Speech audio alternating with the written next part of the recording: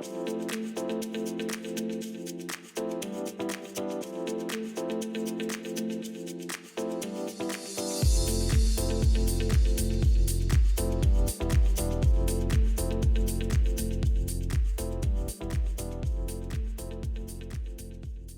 there, my name is Deborah Dietrich. I am co-founder and Director of Education with BEAUTY.PRO. Welcome to the Collective Pro series. We bring these interviews and these conversations to you so that you can help muddle through all the different genres that there are and available for you when you get out of school.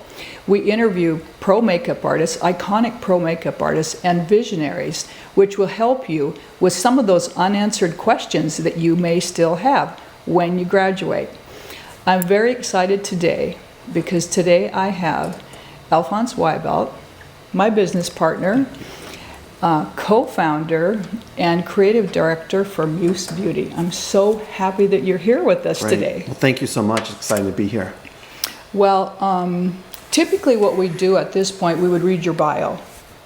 But what I'd rather do, I have a list of so many questions that I want to ask you. All right. And what I'd like to do is just kind of create a nice little journey for the students to be able to experience some of your stories, and they'll get that deep understanding of how your body of work has moved you to where we are today. Does that sound okay? Sounds good. Let's do it. Okay, great. So I'm going to start with the first question. Okay. I always hear students asking you all the time, hey, I want to start my own makeup company. I want to start my own skin care company. I always love you're so positive because you always say, go for it. Go for it. Go for it. And what I want to do is I want to go deeper into that with you because I know that you went for it, but it was a journey and a process. Sure, absolutely. So with respect to all of the different choices you've made, from being a brand new makeup artist to following your mentors and working on fashion shows and midnight photo shoots, and then moving on to that you have through your path, I want to go ahead and just start with some of those questions so that we can paint a picture of how you have become this amazing creative makeup developer and owner of a company. Okay, so you're going to love this one. Where did all of this passion first start in your early years? I mean, did you wake up when you were 22 years old and say, I want to be a makeup artist? Or where did all that start for you? Where did their inspiration come from? I think I've answered this question so many times over the course of my career. And when I think about it, I've been thinking even further back than that. You know, my mother was always into beauty on all levels. She loved to shop and paint her nails and do her makeup. So she was, you know, a Southern belle at heart. But even beyond that, my great-grandmother loved gardening. So I would go and I would garden with her early in the morning because in the South it would get too hot. And my grandmother would nurture these rose bushes that were really old. And sometimes they would only bloom 1 or 2 roses a year. And she would be so excited. And I would look at the underside of the rose and the inside of the rose. And I think maybe my earliest memory of beauty really came from the amazing women in my life and what inspired them. I think that's probably where I first started. Okay, well, I think that's great, and I could actually see you out in the garden doing that.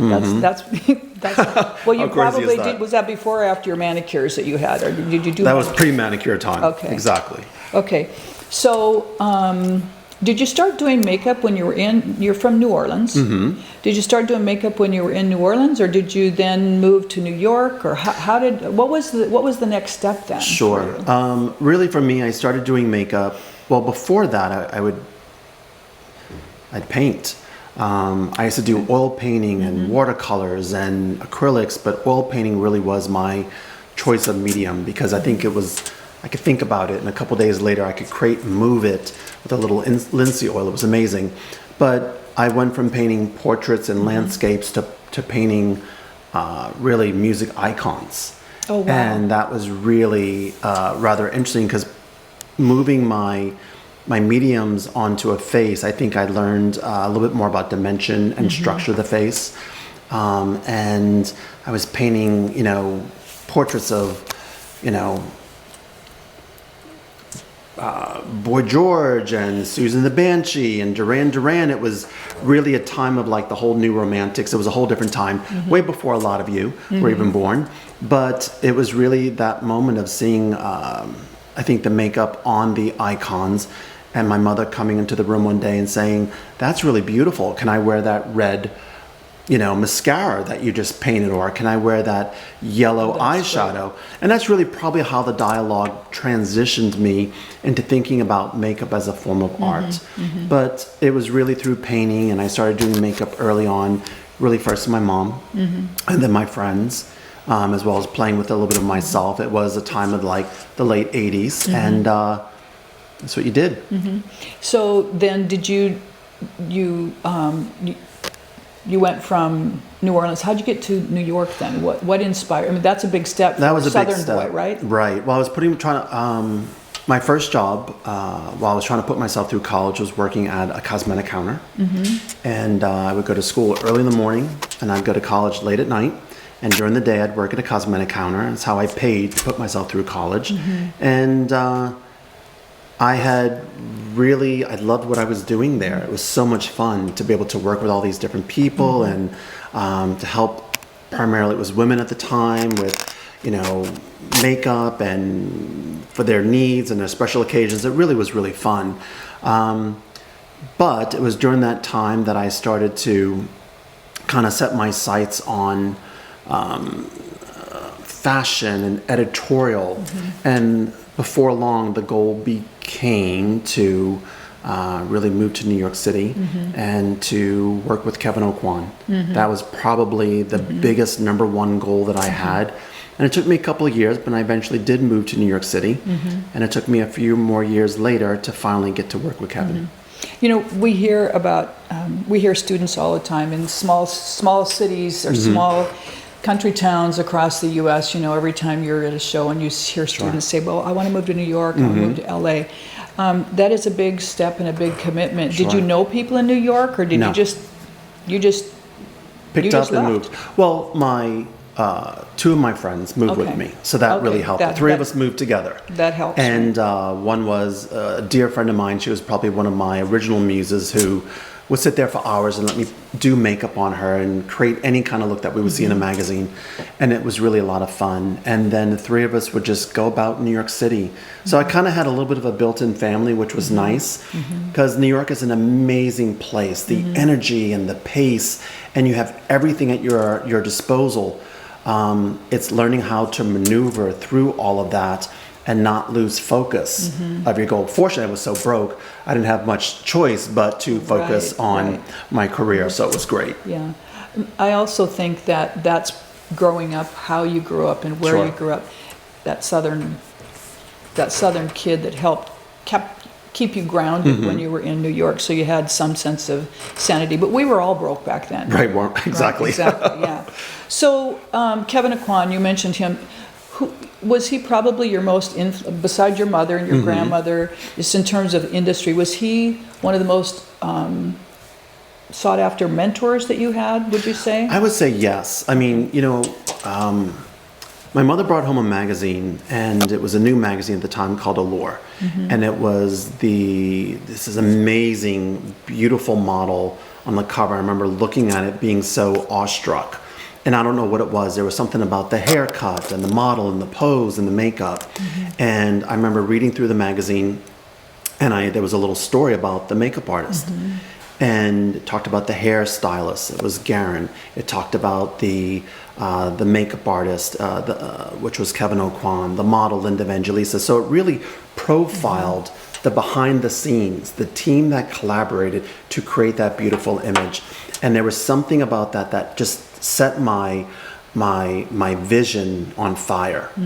And learning more about Kevin Aucoin, it was rather fascinating to learn that he was another gentleman that had moved from the South, moved from Louisiana. And I did not know him beforehand, but he moved to New York City, and he hustled and became extremely successful and extremely respected. And that was really my goal to, if I couldn't become Kevin Aucoin, was to at least work with him, let's say. So by all means, it definitely was big goal. And when I finally did get to meet with him, and he was an amazing mentor, really was. It's pretty amazing that you even can sit here and say that you met him, and Yes. he was, that should be very inspiring for all of us. Sure. That you had a goal, you had a dream, and you met that. I think that's really great. What was the most valuable thing that you learned from Kevin, do you think? He was kind. Uh-huh. He was very giving. He was very kind, very giving. He was humble, and I love that about him. We would go onto jobs, or whether it was backstage or it was the opening night of his book signing party. And, you were there, huh? Oh, I was there. It was amazing. Can I tell the story when I was there, and in one corner was Janet Jackson. The other corner was, I think it was Cher. And all the celebrities of pop culture that time were there, as well as all the top makeup artists and the fashion editors and the photographers.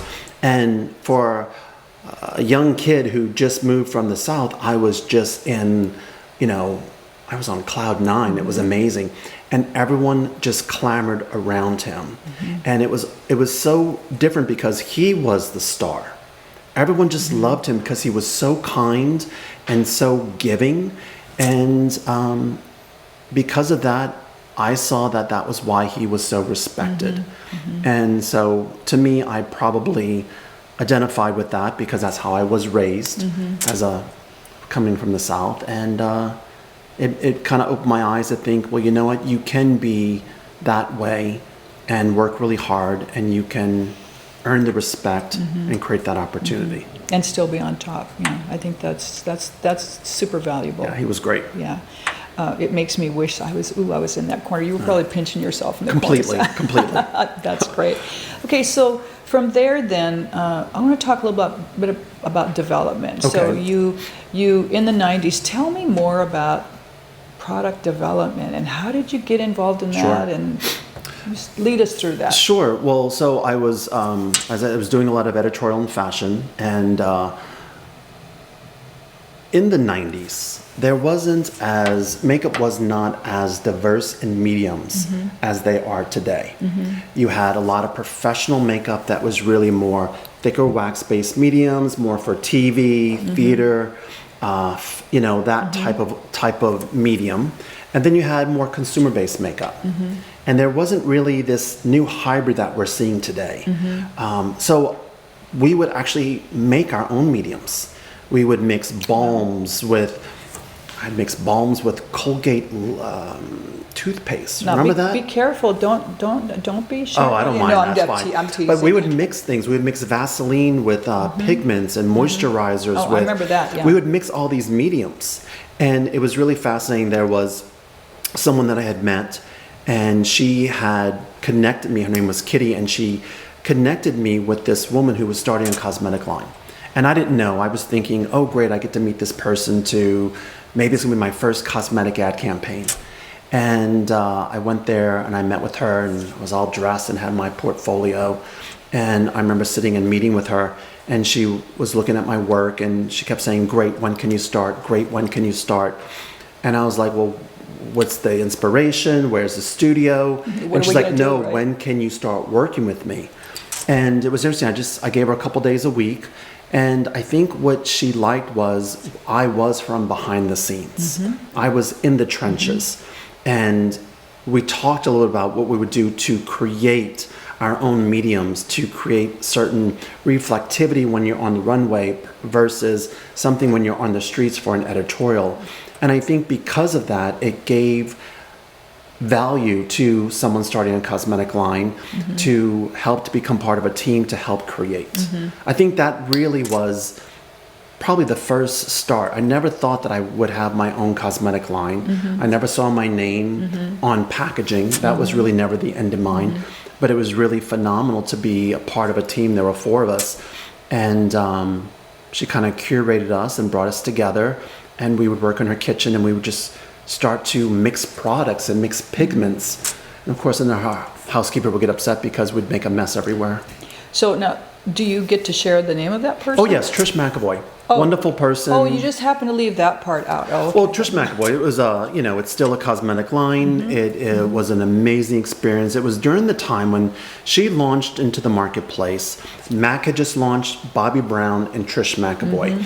And it was this new early movement of, the makeup artist brands. Yep, exactly. And then NARS came on the line. And it was just really a very exciting time for makeup artists. And it really started this pathway of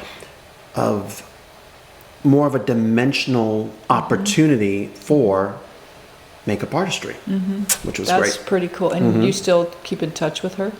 Not as much. I mean, we spoke a couple of years ago, and she's wonderful. She's moved on to some amazing new things in her life, which is great. But I'm still really close with a lot of my early Richie, for one. Richie. He used to be in the kitchen with you guys. He was in the kitchen with me, one of my dearest friends, my brother, who really took me under his wing and really helped me keep grounded and gave me a little bit more just that fatherly, protective persona you need when you're 21 years old and wild and loose in New York City.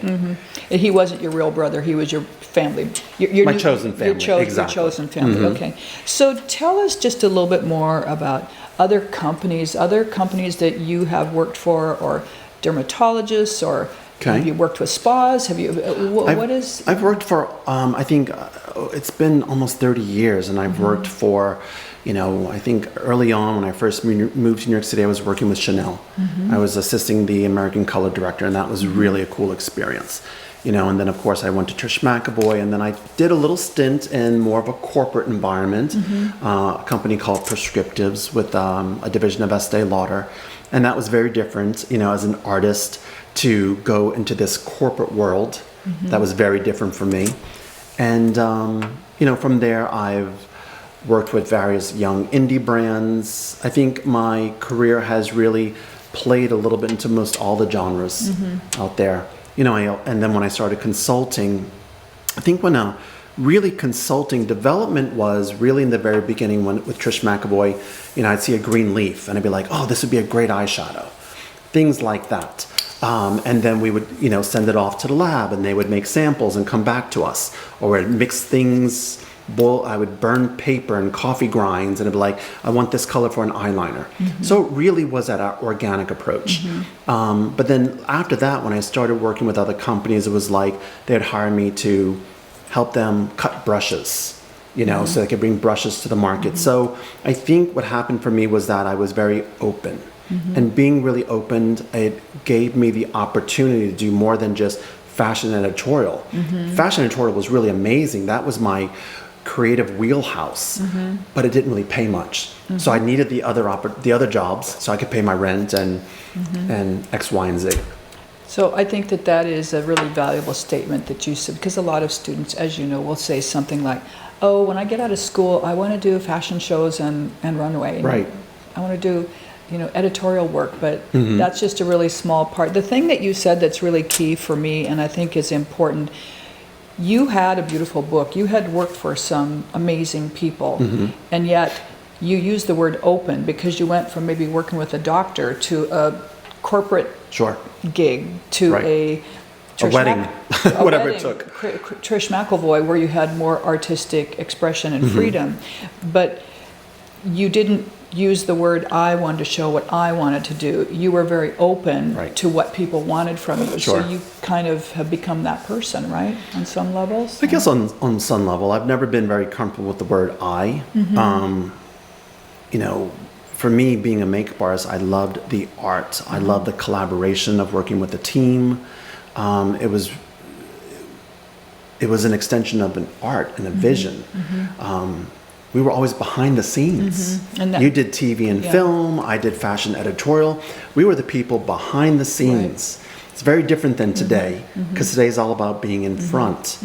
But back in the 90s and moving into the 2000s, it was a time where it was our skill that these companies and individuals were looking for that was so valuable, because that type of skill cannot just be learned by book.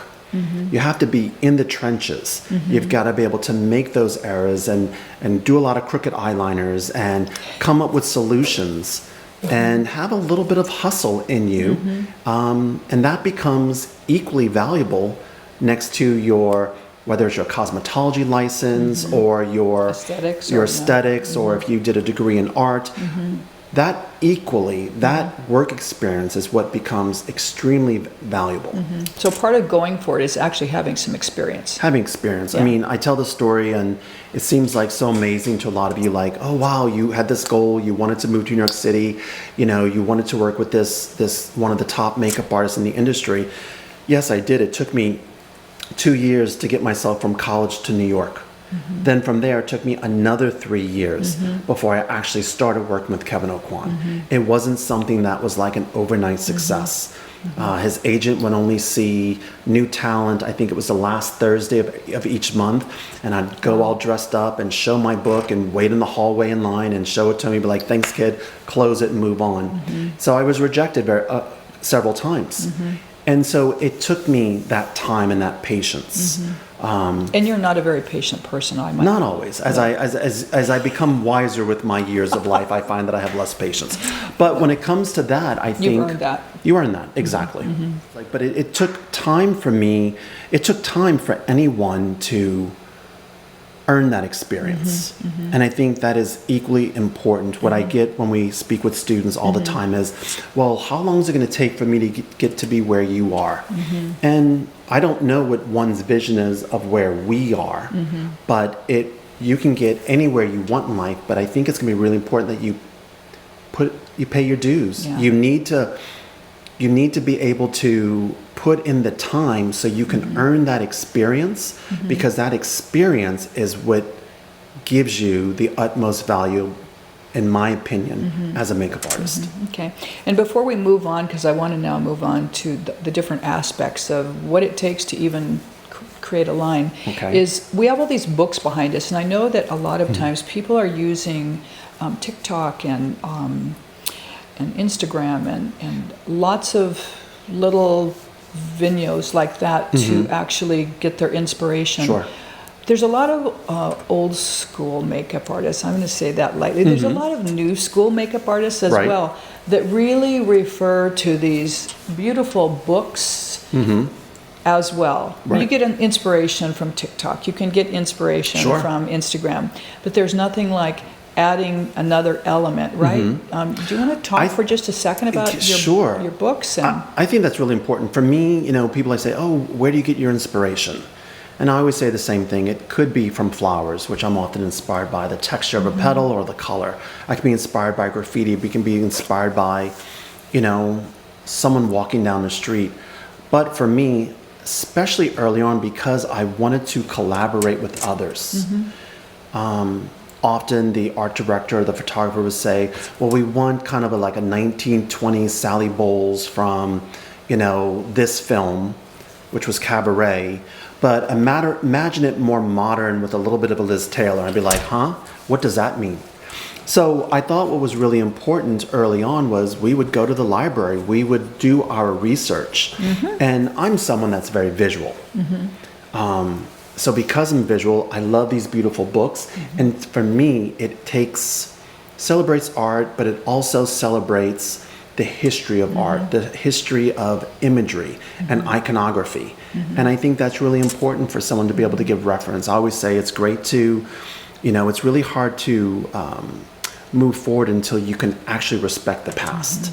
And I think that's... Oh, I love that. And that's really important. I love that. Yes, I love the books. I love the whole inspiration that a book can give me. I kind of get lost in that world. For me, more so than really social media. I think social media is amazing. Social media is about what's going on now.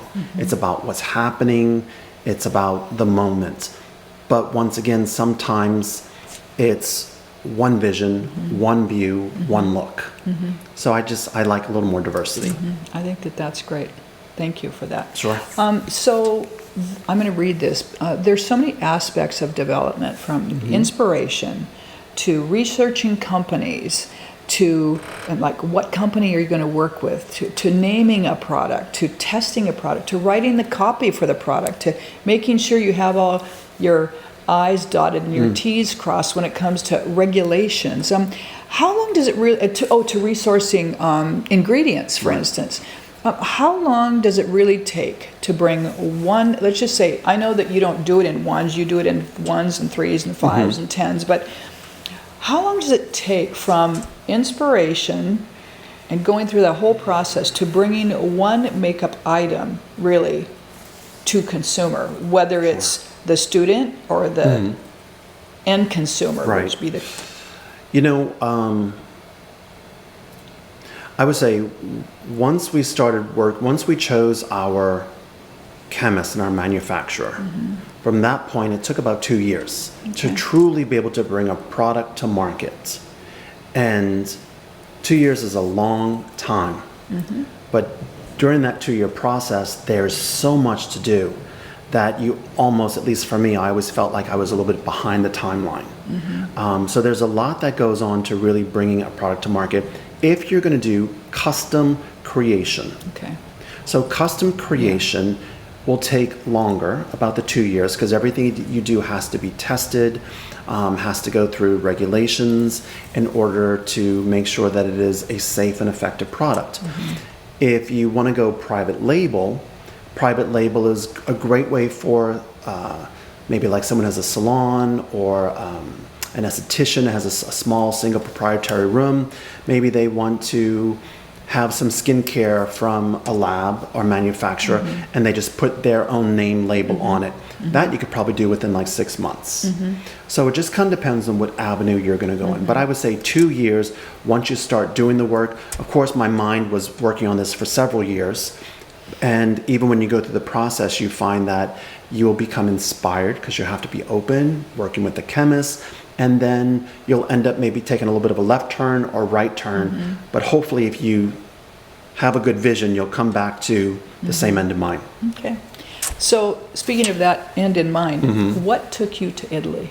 What took us to Italy? You know, when it came to developing our product with ESUM, we work with companies all over the world. And what I like to do is, for us, I like to work with companies that are, I guess you would say, that are the leaders in the industry, that are really behind innovation, working with the best that we possibly can. And when doing our research, I remember my end in mind was, I want to create the best eyeshadow or powder medium product available. Because now it's about creating that next level. And I was recommended to work with this amazing chemist who happened to be in Italy. And we said, great, let's do it. So that's kind of really what brought us to Italy. Now, what I loved about that experience and working in Italy was that everything we did was under the scrutiny of the EU commissions, which is kind of like the American version of the FDA.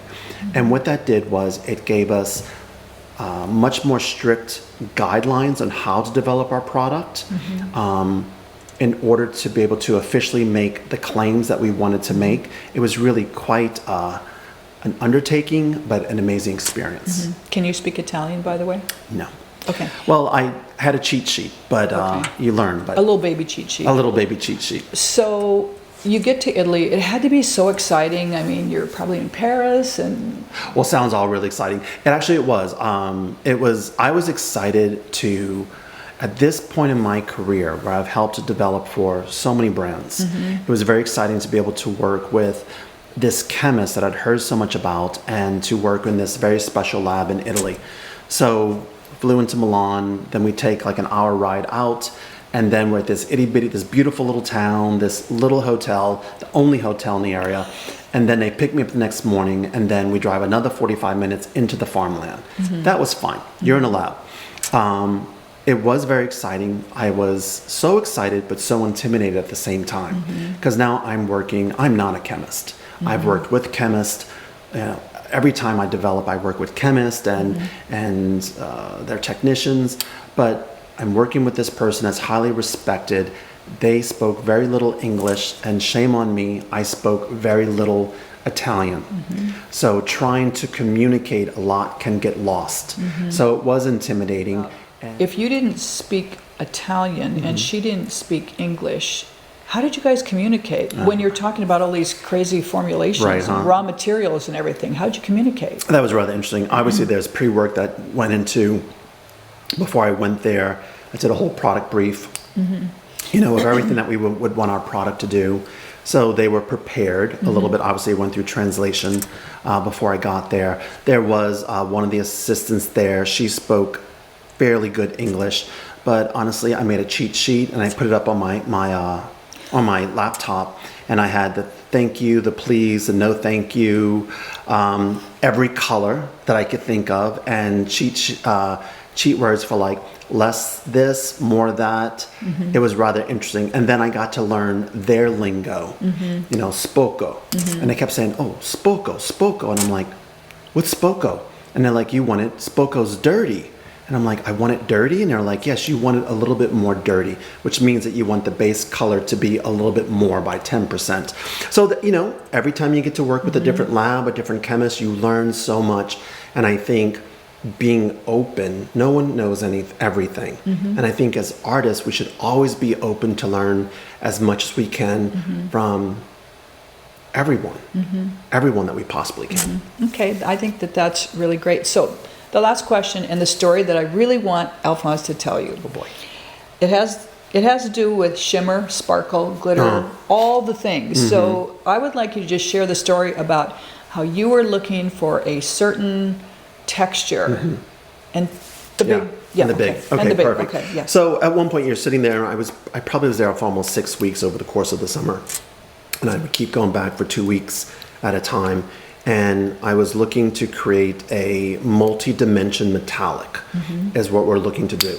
And something was getting lost a little bit in translation. My fault once again for not being able to explain it well enough. And I think there was a moment where it was a little tense.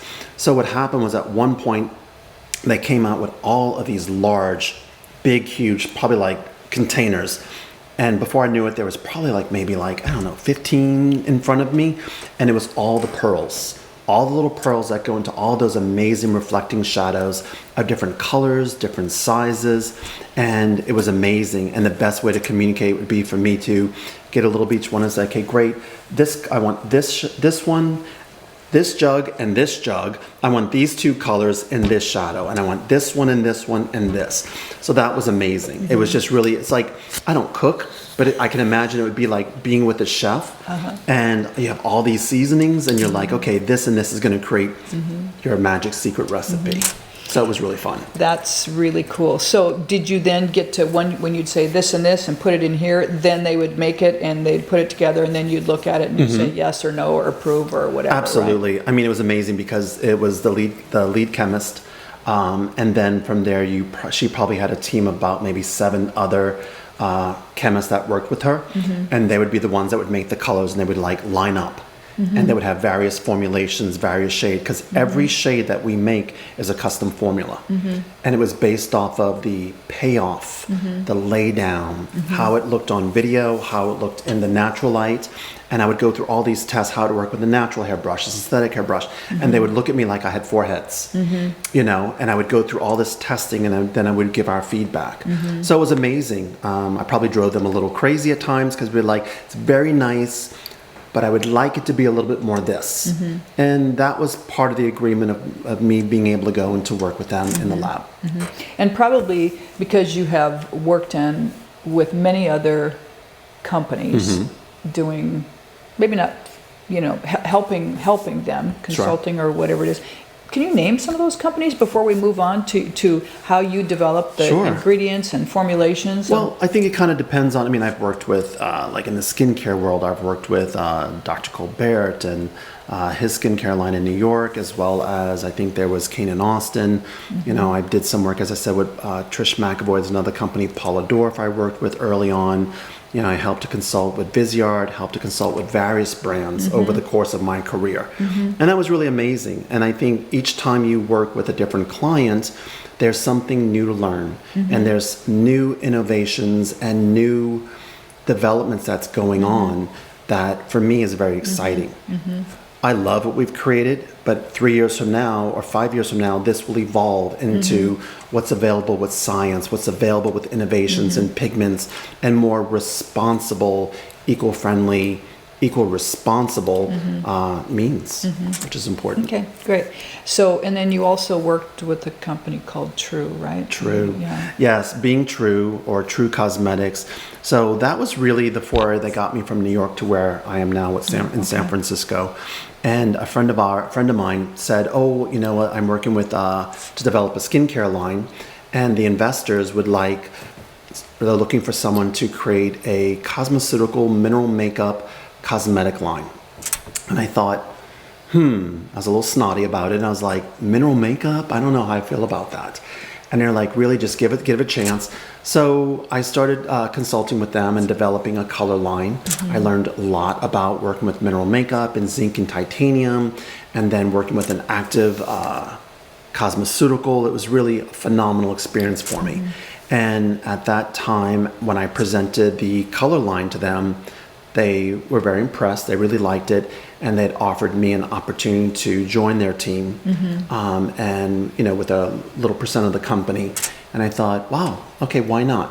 So it was working with True Cosmetics, and that's actually where we first met. That's where we met. I know. Isn't it great? Because you wouldn't, if you hadn't taken that opportunity, you wouldn't have moved to San Francisco, and we would have never met. It might have been a whole different. You know what? You never know along the way who you're going to meet. You never know, and I think you always have to trust yourself when you decide to make a decision about something, whatever decision it is, it'll be the right one for you at that moment. Sure, exactly. Absolutely. Yeah. That's very true. Some people say, "Oh, I'm looking for my dream job or my dream opportunity," and that will morph.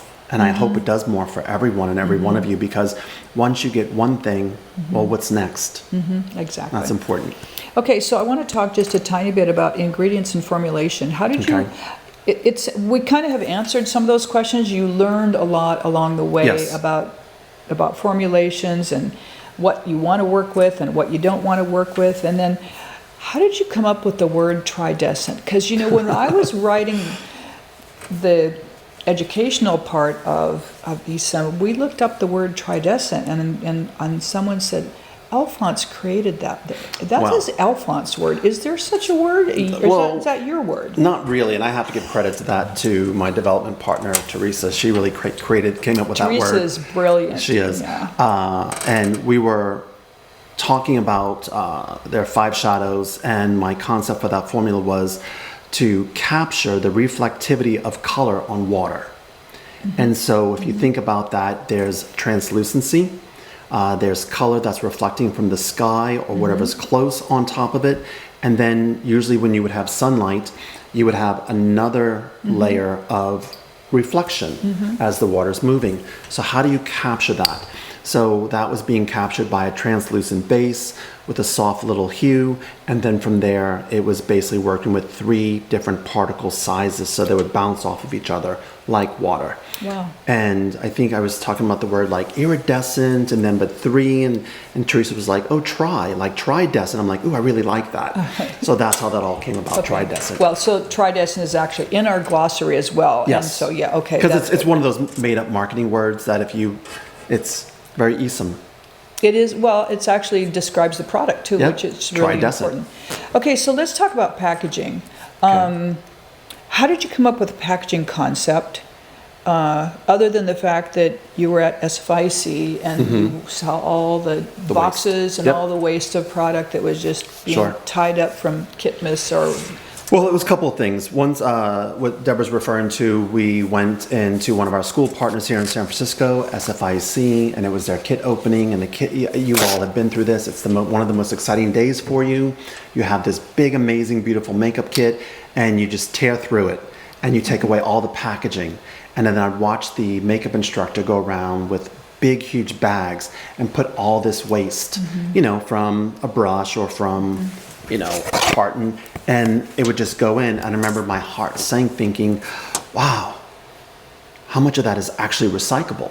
So that was probably one of the very first things that I saw when you have 25 students tearing through their makeup kits, there's a lot of that waste. I feel that as what was really important when it was amazing to do this venture and to say, what is everything that's important to us? Yes, the performance of the product all the way down to the packaging. And times have changed. I think about, yes, Great Mother Earth. I think about my godchildren. We look at the landfill. We look at what's happening with our environment, and we look at the waste that goes on around us. And as a young brand, we can move quicker. We can be responsible. We can be a part of the change that our future needs. And it sounds like I'm standing on a soapbox, but I really do believe that. I'm not the best person when it always comes to recycling and being the most responsible, but I can do my part. And I believe that a smaller indie brand can actually do it quicker than some of these big companies. And I know that like the Estee Lauder Corp, Shiseido Corp, a lot of these big companies are making these amazing commitments to evolving their packaging, evolving their componentry to being more environmentally responsible. But it's going to take them several years. Right. So for us, we were able to make that change quicker, and I learned a lot along the way about that. And so that's really why you often reference that this is modern, because it's kind of modern vision, modern thinking. I say modern because what makes this different than something 3 to 5 years ago? And what makes it different? Things have changed a lot. Things have changed so much, but what makes this very different is that we were able to ensure, and from the very beginning, to make sure that the packaging itself has post-consumer recycled material, that the cartons are from forestry registered recycled material, that this is 100% recyclable. And that was really important. That's amazing, yeah. And it's hard. You want it to be sleek, and you want it to be sexy, and you want it to be cool, and you want it to be protective, but at the same time, you also want to be make sure that you're just being responsible. No, okay, so I'm just going to look at your bio here for a second. The thing that is really cool, it says from editorial to runway, Alphonse has rooted his history in the art of makeup, which reminds me in your bio of how you came up with the concepts for the names of these palettes. I'd like you to just address that a little bit, because I think it's really so deep. You know, when you think about, there are 7 laws of art, and an artist on any level, whether you're doing hair, or you're cooking, you're painting, to me it's all an art form. And we look at the canvas, the person in front of us, we look at it from structure, we look at it from harmony, balance, rhythm. There are certain aspects that we all don't realize, but that we do, and that's how we create some beautiful 3-dimensional art. And so for me, it was based off of the fundamental theories of art that we created balance. So balance, what do we do when we do makeup? We look to balance the features. It's almost the very first thing that we're going to do. And with that being said, it was really appropriate that the very first palette be called Balance. And then from there, after you balance, you want to intensify. You want to work with texture. So the next palette was really about bringing intensity to features to help bring those features forward. And therefore, it allowed us to create a series of work-ready palettes that truly set us up and allows us to work freely as an artist. It's different than a consumer approach, which is really great, but what we need as makeup artists, we need those good fundamentals and variants of light, medium, and deep shades, so we can work on any skin texture and any skin tone. Okay. Let's see, I got caught up in what you were saying. Sorry. No, that's okay. What kind of energy goes into, you could have just put numbers on the back of all these things, but I think that you and Teresa sat for weeks, or maybe it was even months. Right, on the naming of the shadows? Naming of the product. I think naming the colors is probably the one thing that everyone gets most excited about. Like, what a dream job. Like, just to name product. Your job is to name these 85 shadows. And with that comes it's fun, but a lot of it comes with a lot of research and responsibility, and something that really speaks to the brand of Isam and speaks to the brand of a makeup artist. So it was a lot of fun, and it really started with a big stack of books. Big stack of books. I saw those books. All those books, books on woods, books on, stained glass, books on, the universe. It was anything that basically kind of inspired us about the reflectivity of the finish of it. And it was a lot of reading, and Teresa read through all these books, and we did all these spreadsheets, and it was really coming up with something that was really authentic, but also a little bit interesting for us. I guess that's the best way to really kind of explain it. Kind of let you know how deep your mind goes when you're creating. Well, that's very kind. Some people might say something else about my mind, but yeah, I can be a little deep. I have the most respect in the world for you, because your brain works so uniquely different than so many people that I've ever worked with. So, Alphonse, why is it so important to you to create product to help pro makeup artists? It's a good question. I think because, in all honesty, that was our original vision. We wanted to create product to support education curriculum, to help reinforce the fundamentals of the art of makeup. I've developed most of my career for the end consumer, which is really wonderful. But as makeup artists, we need very specific products, specific formulations, specific diversity, whether it's in our tools or our product. And I feel like there's an opportunity, there's a little niche market for us there. Okay. And then, when we were in New York, I mentioned you because I thought, oh, it's so exciting. Isam is next level. And I remember walking over to you at the New York show and saying, there are like 5 booths here that have the word next level. And I see it everywhere. I know. But I would like you to explain what next level, again, it's a deeper phrase than maybe it could be for someone else. Could you just explain two things? What does next level mean to you? And then what's next level for you in terms of development, etc.? Next level, we all hear about the latest and the greatest. We all hear about new. I think, how do we go beyond that? And that was really where next level came from. How do we take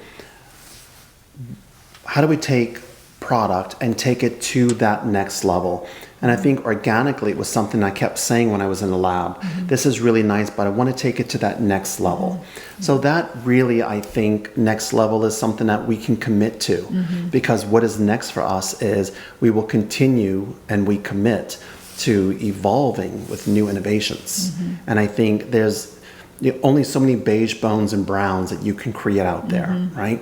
But what's going to make it different is the formulation and its responsibility. And to me, that was next level.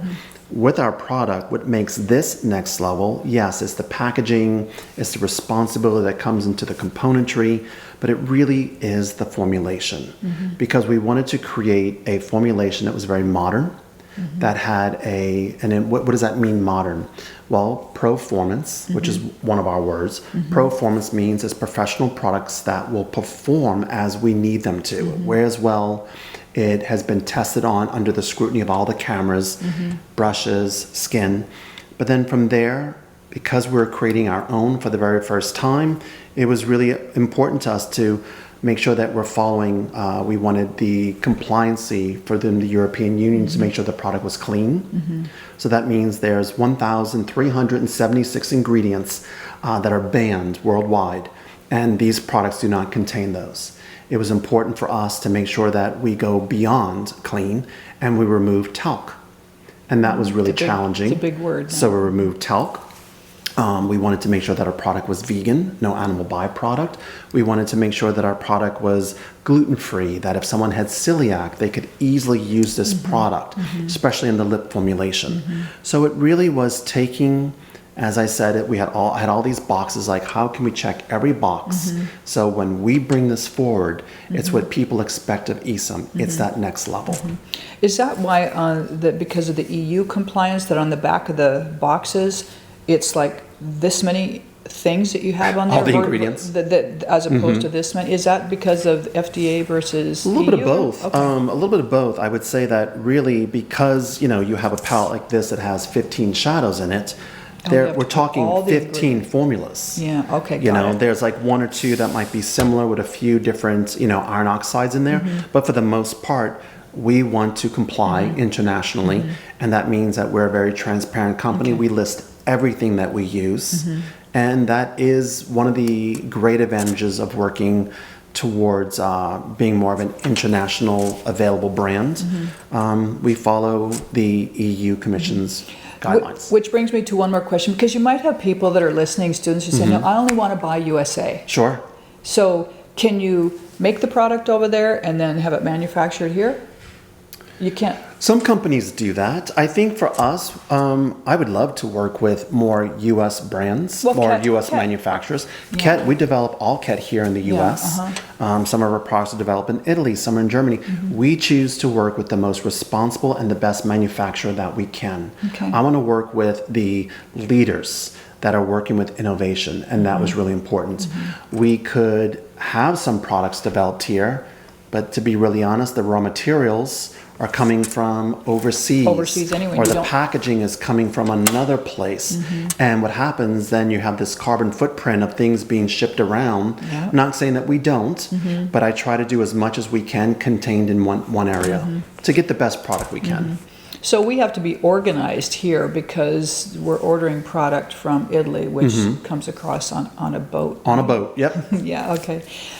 So when you say go for it, Alphonse, this has been so good. I hope that you all have really enjoyed this because I wanted people to experience Alphonse from a storytelling perspective. Because when you get started, sometimes, I mean, the stories are amazing.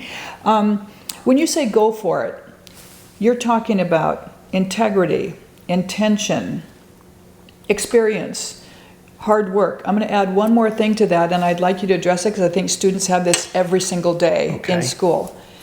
Creative insecurity. Oh, yes. That was not on the checkoff. That was not on the questionnaire, but I really want you to just talk for a minute before we wrap, Creative insecurity.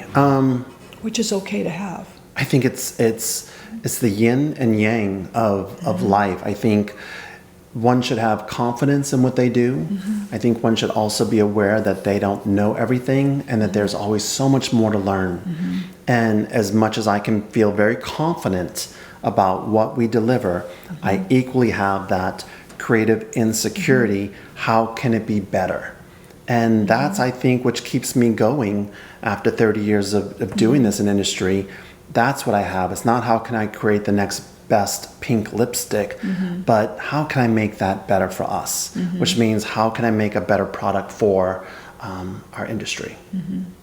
Alphonse, I really want to thank you for your time today. Thank you. I think it's been absolutely insightful, and I think it's going to help anyone that some of your stories and your experience help anyone that comes up to you again and says, hey, I want to start my own makeup company, or I want to create or develop product. I think you've given a little window into what that is really like. We want to thank you so much. Thank you, my pleasure. Thank you. We'll see you next time.